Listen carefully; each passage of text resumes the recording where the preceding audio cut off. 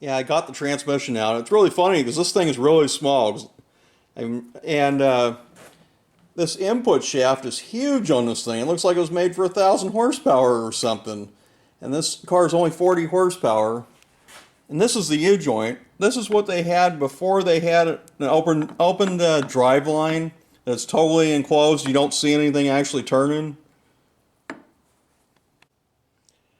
Yeah, it is funny to see how small this transmission is. Yeah, compared to like a Muncie M20 here. Yeah, the first thing you're going to want to do is pull the top piece off of the shifter in it. And look, this transmission doesn't even have synchros in it.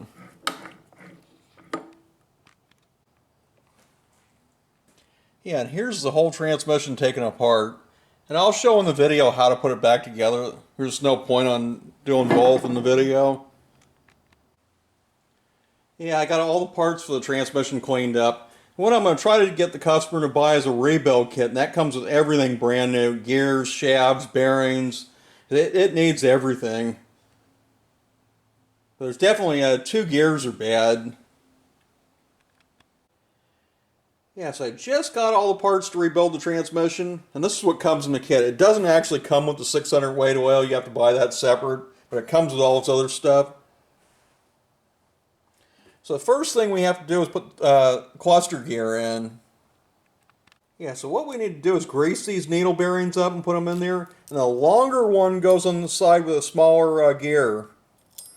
And then the spacer goes in the middle, and the shorter one on the side with the big gear. Yeah, so once you got the gear sitting down in there, then next this shaft is going to go through here. And this part that's cut out goes on this side.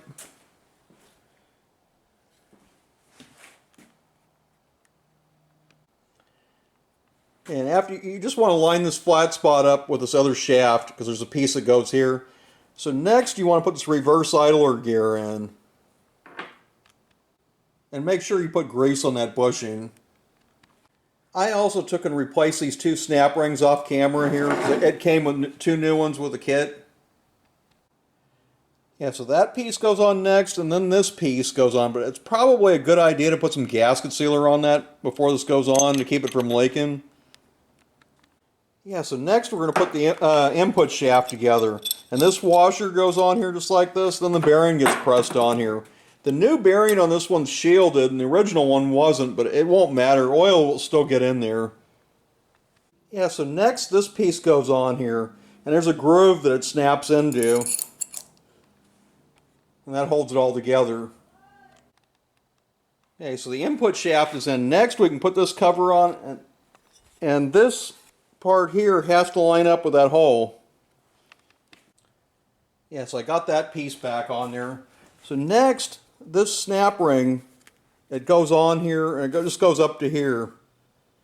And that just makes it so the bearing stays out farther on the end. Yeah, and this is exactly how that ring goes on there.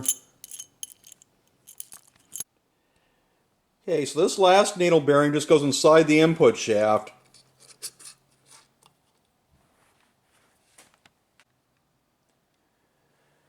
Okay, and these 2 gears, you can just set them in there like that. The place where the shifter forks go, they go together.